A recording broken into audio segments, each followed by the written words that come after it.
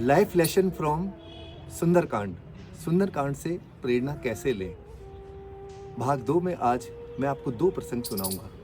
पहला प्रसंग है कि हम हमारी बुद्धि और विवेक का उपयोग कैसे करें। कई बार हमारे जीवन के अंदर हम हताशा हो जाती है, निराशा हो जाती है, डिप्रेशन हो जाता है, बहुत सारी समस्याओं का सामना करना पड़ता है। उस समय हमें हमारी बुद्धि और विवेक से काम लेना चाहिए। इस प्रसंग को हम सुंदरकांड से हनुमान जी से कैसे प्रेरणा लें सुनते हैं।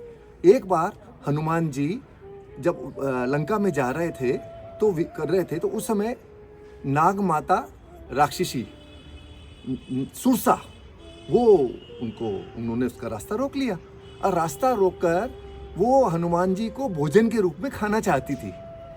हनुमान जी ने बड़े विनम्रता से उसको आग्रह किया और उनसे वादा किया कि मैं मेरे गुरु का काम करके आ जाऊं, उसके बाद आप मुझे अपने भोजन का निवाला बना लेना। पर सुरसा कहाँ मानने वाली थी, उसने नहीं माना और उसने अपना विराट स्वरूप करना प्रारंभ कर दिया, बड़ा स्वरूप करना लग गया, बड़े रूप के अंदर वो सामने होने लगी।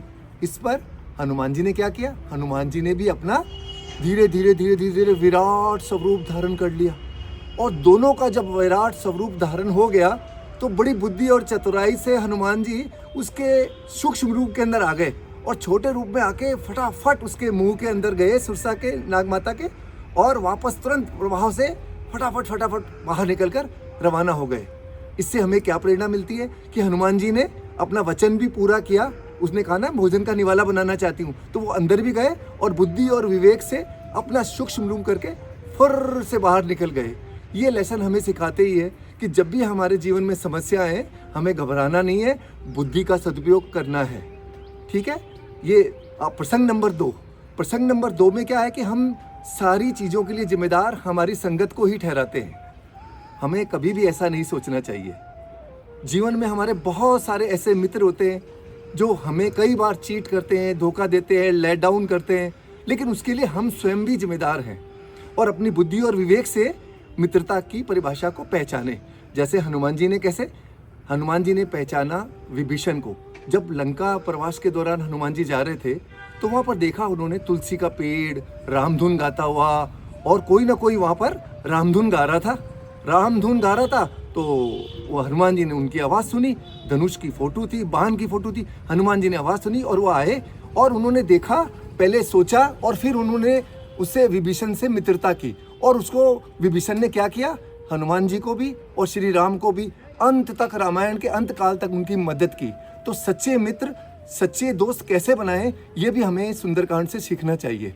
तो कई बार ऐसा हो जाता है कि गलत संगति के कारण हम ड्रग एडिक्ट हो जाते हैं, डिप्रेशन हो जाता है, लेट डाउन हो जाता है, या बहुत सारी सामाजिक समस्याओं की ओर हम मुड़ जाते हैं। तो बुरी संगत में भी रहकर अपने आप को पाक साफ रखना चाहिए। जैसे जीभ होती है ना, जीभ सख्त दांतों के बीच में रहती है लेकिन उसके कितनी निर्मल होती है। ऐसे ही हम इस दूसरे भाग के अंदर, दूसरे प्रसंग के अंदर हनुमान जी से प्रेरणा ले सकते हैं कि संगति को जाने से पहले उसकी अच्छी तरह जांच परख कर लें, तभी जाकर, ताकि वो अंत तक आप एक दूसरे की मदद करते रहें। ये छोटे छोटे से प्रसंग हैं जो हमें सुंदरकांड से एक प्रेरणा मिलती है, जो हमें जीवन जीने की राह बताती है, जो जीवन जीने की कला बताती है। इससे हम सबक ले सकते हैं और हमारे जीवन में उतार कर हमारे जीवन को सफल कर सकते हैं। दोस्तों, मैं अतिशीघ्र नई वीडियोस के साथ फिर हाजिर रहूँगा।